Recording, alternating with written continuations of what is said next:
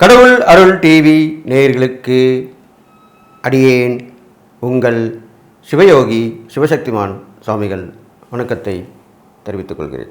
அன்பு நேயர்களே, இந்த பதிவில் 2026 வருடம் தை மாத பலன்கள் தான் சொல்ல போகிறேன். தை மாதம் என்பது மகர சங்கராந்தி பலன் என்றும் அதை சொல்லுவார்கள். தை மாதத்தில் தான் வரும். அதனுடைய விளக்கத்தையும் நான் சொல்லிவிட்டு வருகின்ற 15/1/2026 முதல் 12/2/2026 வரை இருக்குது தை மாதம். சுமார் ஒரு 29 நாட்கள் இருக்குது. இதற்குண்டான 12 ராசிக்குள்ளான பலன் தான் இப்போ சொல்ல போகிறேன். அதை நீங்கள் தெளிவாக கேட்டு நடந்துக்கிட்டீங்கன்னா எல்லா வகையிலையும் உங்களுக்கு நல்ல பலன் தான் கிடைக்கும்னு சொல்லி பொதுவாக பொது பலன்கள் தான் ஒவ்வொரு பயிற்சிக்குமே ஒவ்வொரு பதிவிலுமே 12 ராசிக்கு உண்டான்னு சொல்லும்போது சொல்லப்படுது. அப்போ இந்த தை மாத பலன் அப்படின்னு தான் இது வருகிறது. இந்த தை மாதத்திலிருந்து அடுத்த தை மாதம் வரும் வரைக்குமே இந்த பலன்கள் பொருந்தும். இதற்கு மகர சங்கராந்தி பலன் என்றுமே சொல்லுவார்கள். அப்பொழுது பஞ்சாங்கத்திலே வரும்பொழுது பஞ்சாங்கம் பார்க்கும் பொழுது மகர சங்கராந்தி என்று சொல்லக்கூடிய ஒரு உருவம் புலி வாகனத்திலே வருகிறது. அதன் பெயர் மந்தன் என்று சொல்லப்படுகிறது. ஆண் புலியாக சொல்லப்படுகிறது. அதற்கு 2 வாய்கள், 3 கால், 3 கைகள், 4 கால்கள், அகோர ரூபம் எடுத்து கேடயம், ஈட்டி இது போன்ற ஆயுதங்களை கொண்டு பவனி வருகிறது. அப்படிப்பட்ட அந்த மகர சங்கராந்தி புருஷர் என்று தான் சொல்ல வேண்டும். அவர் வரும்பொழுது என்னென்ன பலன்கள் ஏற்படும் என்று பார்த்தீர்களானால், பொதுவாக ஆண்களுக்கு, அதுவும் இளைய சமுதாயம் சொல்லுவாங்க இல்லையா, யூத்துன்னு சொல்லுவாங்க, அவங்களுக்கு சற்றே பீடை ஏற்படுகிறது. பீடை என்றால் கெடுபலன்கள் வரக்கூடிய வாய்ப்பு. குழந்தைகளுக்கும் அந்த கெடுபலன் வரத்துக்கு வாய்ப்பு இருக்குது. இது இல்லாமல் விலங்குகள் வகையிலே யானைகளுக்கு பீடை ஏற்படுகிறது. யானைகளுக்கு பிரச்சனை வரும், அது மடிய நேரிடும். அந்த யானைகளுடைய எண்ணிக்கை குறைய வாய்ப்பு இருக்கிறது. அதை நன்கு பராமரிக்க வேண்டும். அதனிடையே விஷமத்தனம் செய்யாமல் இருக்க வேண்டும். ஏன்னால் யானைகள் மூலமாக மக்களுக்கு துன்புறுத்தலும் ஏற்படும். அதன் பிறகு பார்த்தீங்கன்னால் கடல் வாழ் உயிரினங்களுக்குமே பீடை ஏற்படுகிறது. அப்போது கடல் வாழ் உயிரினங்கள் மீன் சம்பந்தப்பட்ட உணவு வகைகள், அது மூலமாக பீடை ஏற்படும். விலை வீழ்ச்சி ஏற்படும், விலை உயர்வு ஏற்படும், அது குறைஞ்சிரும். கடல் வாழ் உயிரினங்கள் குறையும் போது விலையேற்றம் அதிகமாக தான் இருக்க போகுது. அதற்குமே பீடை ஏற்பட போகிறது. கொத்தாக மனிதர்கள் எப்படி ஒவ்வொரு நேரங்காலத்திலே கொத்தாக செத்து மடிகிறார்கள், அதுபோல் அதுவும் இந்த கடல்வாழ் உயிரும் செத்து மடியும். அதிகமான வெயில் இருக்கும், அதிகமான குளிர் இருக்கும், அதிகமான மழையும் இருக்கும். நிலச்சரிவு ஏற்படும், பூமி அதிர்வு ஏற்படும். இதெல்லாமே இந்த மகர சங்கராந்தி பலன் சொல்லப்பட்டிருக்கு. புதுவிதமான வைரஸ் அயல் நாட்டிலிருந்து இறக்குமதி ஆகப் போகிறது. அந்த வைரஸ் நீரின் மூலமாகவும் காற்று மூலமாகவும் அழுகிய பொருட்கள் போது காய்கனியாக இருக்கலாம், உணவு வகையாக இருக்கலாம், இது மாதிரிலாம் கூட அதிலிருந்து வரத்துக்கு வாய்ப்பு இருக்குன்னு சொல்லப்படுகிறது. அதன் மூலியமாக மனிதர்களுக்கு தொல்லைகள் ஏற்பட வாய்ப்பு இருக்கிறதுனால எச்சரிக்கையாக இருப்பது அவசியமாக சொல்லிவிட்டு, இதெல்லாமே இந்த நடக்கப் போகுது இந்த மகர சங்கராந்தி பலனில். இது இல்லாமல் ஆன்மீகத்தில் உள்ளவர்களுக்கும் சற்றே பீடை ஏற்பட போகிறது. ஆன்மீகத்தில் இருக்கின்ற போது நெருக்கமாக உள்ளவர்கள், கோவிலில் இருக்கிற பூசாரிகள், குருக்கள், ஆன்மீகத்தில் முழு ஈடுபாட்டுடன் இருப்பவர்கள், ஆன்மீகத்திலே சுவாமிகள், சாமியார்கள் என்று சொல்லக்கூடியவர்கள், ஜோதிடம் பார்ப்பவர்கள், இவர்கள் எல்லாருமே இந்த வருடம் பீடை ஏற்பட போகிறது. அதனால் சற்று கவனமாக இருக்க வேண்டும். உண்மையாகவும் நேர்மையாகவும் சத்தியாகவும் நீதியாகவும் நடந்து கொண்டால் எந்த பிரச்சனையும் வராது. தவறான வழியில் சென்றால் கண்டிப்பாக அவர்களுக்கு பாதிப்பு ஏற்படக்கூடிய வகையிலே இந்த மகர சங்கராந்தி பலன் சொல்லப்படுகிறது என்று சொல்லி இப்பொழுது 12 ராசிகளுக்கு உண்டான பலனை இப்போ பார்க்கலாம். மிதுன ராசி நேயர்களே, உங்களுக்கு உண்டான தை மாத பலன் பார்த்திங்கன்னா, உங்கள் ராசியிலே குரு இருக்கார், ஜென்மகுரு. 3ஆம் இடத்துல கேது பகவான் இருக்கிறார். 8ஆம் இடத்துல சூரியன், செவ்வாய், புதன், சுக்கிரன் இருக்கிறாங்க. 9ஆம் இடத்துல ராகு, 10ஆம் இடத்துல சனி. இந்த நிலையில் பார்க்கும் பொழுது அடிக்கடி பயணங்கள் ஏற்பட்டு கொண்டே இருக்கணும். பெரும்பாலும் மிதுன ராசிக்காரர்கள் வீட்டில் இல்லாமல் இருப்பது நல்லது. அடிக்கடி வெளியே போயிட்டு வரணும், அங்கே போகணும், இங்கே வரணும், சொந்தக்காரங்க வீட்டுக்கு போகணும், நட்பு வீட்டுக்கு போகணும், வேலை விஷயமாக போயிட்டு வரணும், நிறைய பயணங்கள் மேற்கொள்ளணும், இது மாதிரிலாம் போட்டு வரணும். அடுத்ததாக உங்களுடைய செயல்திறன் கொஞ்சம் மட்டுப்படும். நீங்கள் ஒரு பிளான் பண்ணியிருப்பீங்க, முயற்சி எடுக்கணும்னு நினைப்பீங்க, அது கொஞ்சம் தாமதமாக இருக்கும். அது கொஞ்சம் கவனமாக பார்த்துக்கணும். கண் சம்பந்தப்பட்ட பிரச்சனைகள் வரதுக்கு வாய்ப்பு இருக்குது, அதை கொஞ்சம் கவனமாக பார்த்துக்கணும். அலைச்சல் திருச்சல் அதிகமாக இருக்கும், அதிலும் கவனமாக இருக்கணும். அந்த அலைச்சல் திருச்சல் சமயத்திலே நல்லா கவனிங்க. மிதுன ராசிக்காரர்கள் அலைச்சல் திருச்சல் சமயத்திலே சாப்பிடுவதை தவிர்த்துலாம் இருக்கணும். அதாவது நம்ம வேலை ஒன்றுன்னு பாட்டு அலைஞ்சிக்கிட்டே இருப்போம், சாப்பிட மாட்டோம்.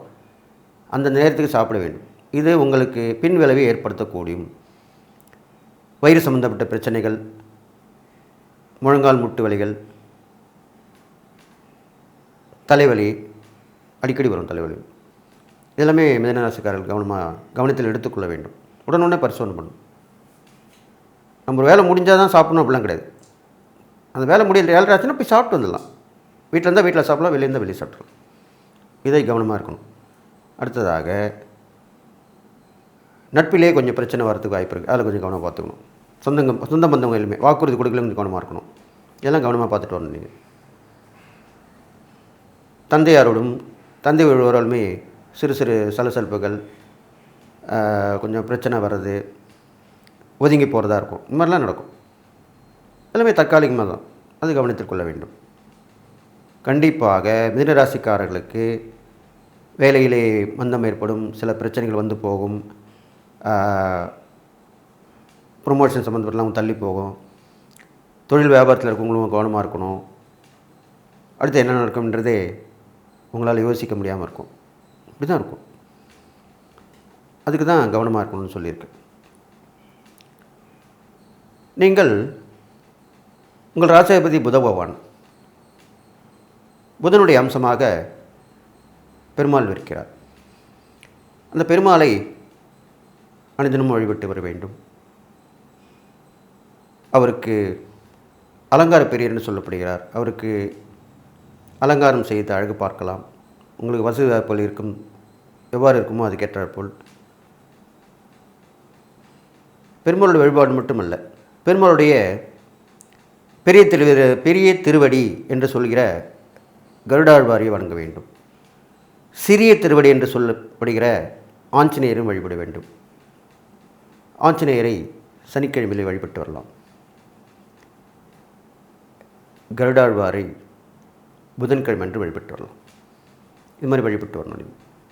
அப்போ உங்களுடைய பிரச்சனை வர்றதுக்கு செய்கிறதுக்கு வாய்ப்பு இருக்குது. தான தர்மங்கள் என்று பார்க்கும் பொழுது ஆதரவற்ற குழந்தைகளுக்கு உதவி பண்ணலாம். கல்வி, படிப்பு, வளர்ச்சி, உணவு சம்பந்தப்பட்டது, உடை சம்பந்தப்பட்டது, பெரும்பாலும் உடை சம்பந்தப்பட்டது மிதுன ராசிக்காரங்கள் செய்வது பொருத்தமாக இருக்கும். துணிமணி எடுத்து கொடுக்கலாம். இப்போலாம் பார்த்தீங்கன்னா, இப்போது பொங்கல் வருது, தை மாதம்னாலே பொங்கல்.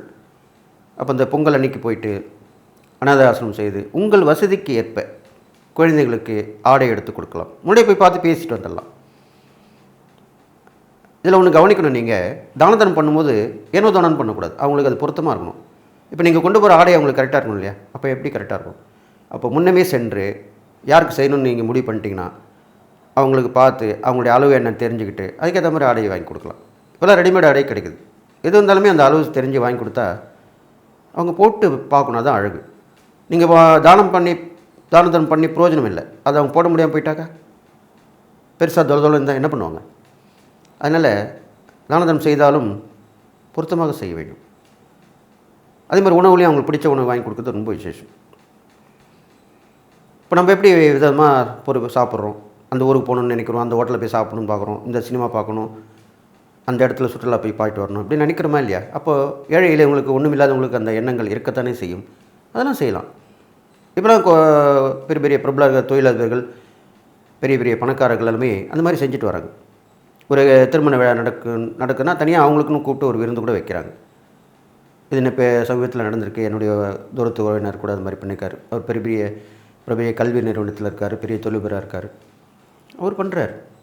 அது மனசு அவருக்கு இருக்குது, அதனால் பண்ணுறார். தனியாக கூப்பிட்டு அவங்களுக்குன்னு தனியாக விருந்து வைக்கிறார். இப்படி தான் நீங்கள் செஞ்சுட்டு வரணும்.